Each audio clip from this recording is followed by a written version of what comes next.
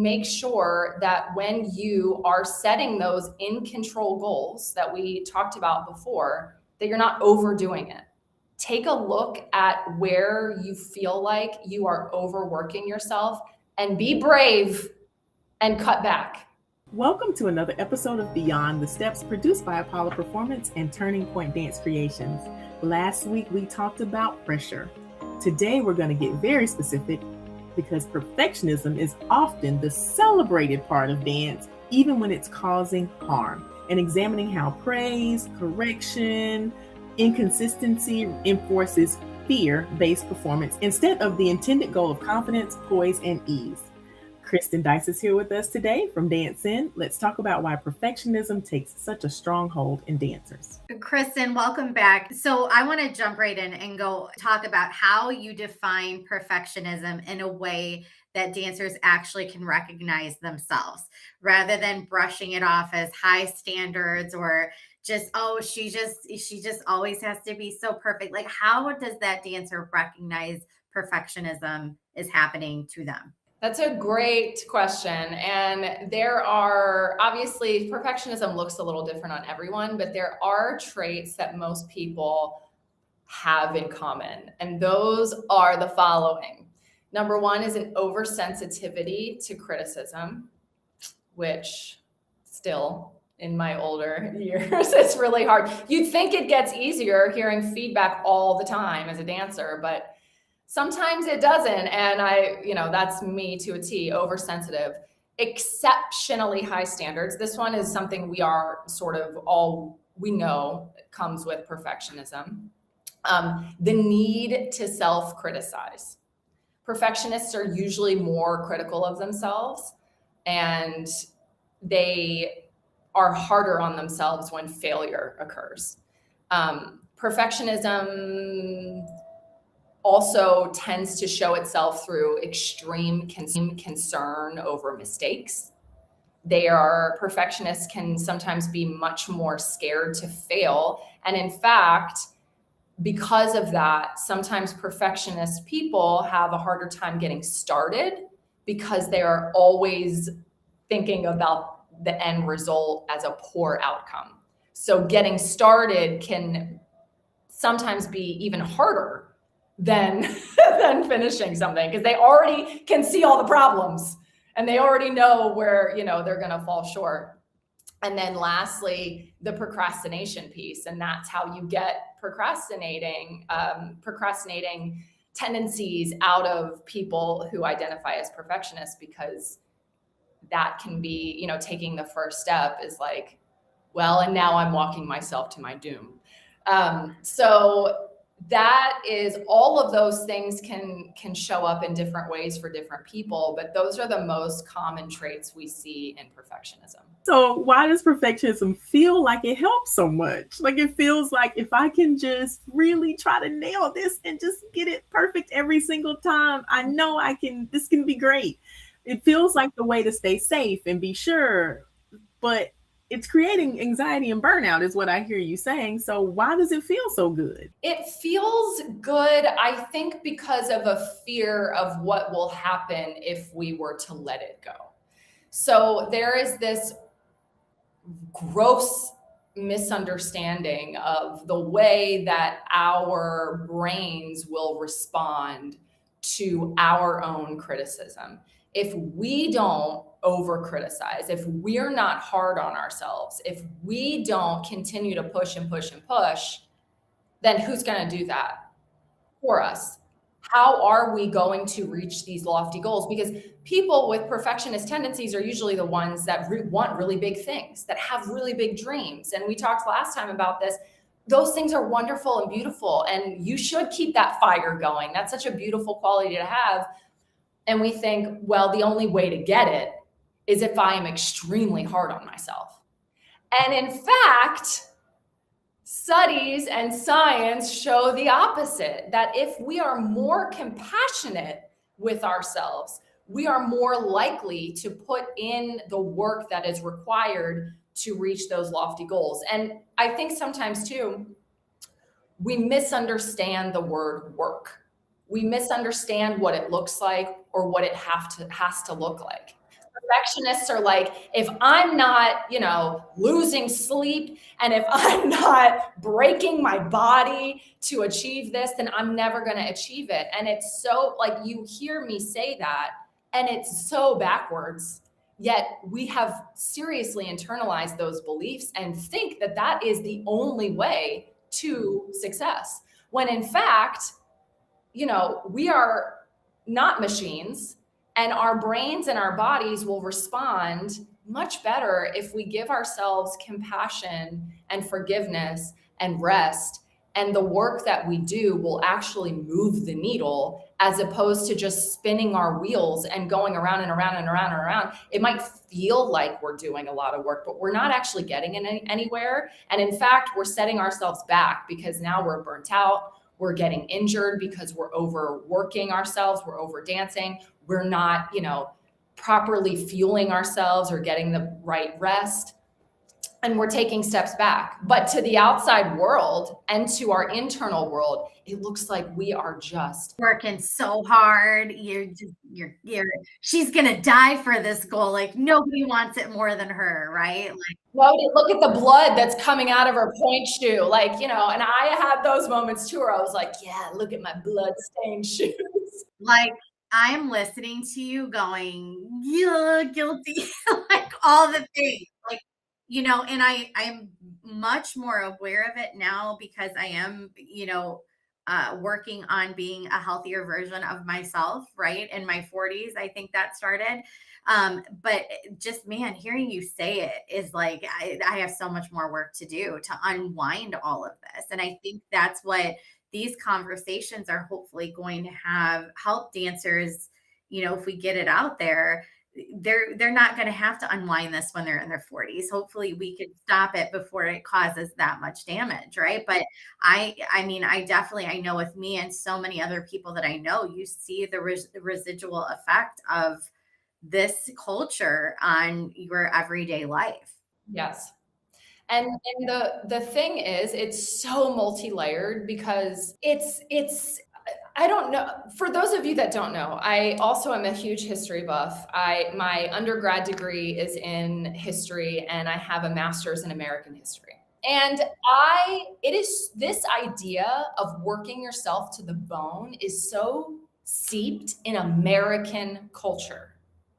So if you are listening to this and you are not currently in America and you're somewhere else, you might be one level away from what some Americans are dealing with, because it is like that American ideal of you pull yourself up from your bootstraps. It was born from a beautiful thing of like opportunity, right? But it has turned into this like, we got to work and hustle and and capitalism. And if you don't get there, someone else will, and you got to beat everybody. And then add to that. And I say this, by the way, not like it's all bad, but these are sort of the unhealthy things that can come from it. And then I layer on top of that the dance culture, which, you start dancing at whatever age. And what is the thing that's going to make you improve? Repetition. That's what we learn. Do it again, do it again, do it again, do it again, right? You do it again in class 100 times. You go to class 100 times. It's all about repetition. And that's also a beautiful thing. But it can get skewed into, well, there's just never an end in sight. I just always have to do. And in fact, I'll just share this little thing that happened to me. Brie, you're talking about in your 40s and trying to get like back into your health thing. I'm turning 40 in a few days, and I am also like, I got it. Like, this is the decade I reclaim my health after having kids and, dancers. I just miss moving and all that. So I started taking classes at Orange Theory Fitness. And their whole thing is like, okay, you have to wear a heart rate monitor, and everyone can see your heart rate on the board. And they're very scientific about, we want to stay in the orange and we don't want to go into the red too much, because actually when we overwork she was saying this to me and I was like, it's the voice of God coming through her. When we overwork, everyone thinks that if we're in that red the whole time, that that's the place to be. But in fact, it's not. You're just harming your body more than you're helping it. And in fact, you want to take those moments of rest. You want to take those moments to reset because you're going to burn quicker. You're going to build muscle fast. Like, she's explaining this to me, and all I could hear out of her mouth was like, perfectionism is wrong. We all have it wrong. And I'm like, oh my God. Like, so there's a lot of things going on. And I think that it's so hard, number one, as a dancer, because we have all of this working against us a little bit. And we have to find for ourselves the rhythm that is healthy for us. And it's really hard as a dance teacher because not only are we having to teach dance, we have to learn technique, we have to learn classroom management skills. We also have to learn a little bit of dance medicine because we have to understand how to structure our class in a way that allows our students to get those moments of rest that they need in an hour and a half where we have to do all things. And then we're also, coming from Danscend, we're also caring for their mental wellness, and we can't push them towards perfectionism. And it all feels impossible. And here's what I'll say about all of it. Just speak it, talk about it, mention the trouble that you have, talk about the struggle, normalize it. If you're feeling this way, hey, guess what? So am I. And you don't always have to have the answers. The first step is to just be like, yeah, I do feel that way. Or yeah, I do have those thoughts. And oh my gosh, you do too? I thought it was just me. And that alone can do wonders. Because we're in this whole system where praise, correction, and inconsistency from people who are considered authority figures sort of unintentionally reinforcing perfection, right? And that's the way the entire industry is set up. So it's like counterproductive to the end goal, for sure. I say it all the time, especially when we talk about like the mental health aspect of dancers.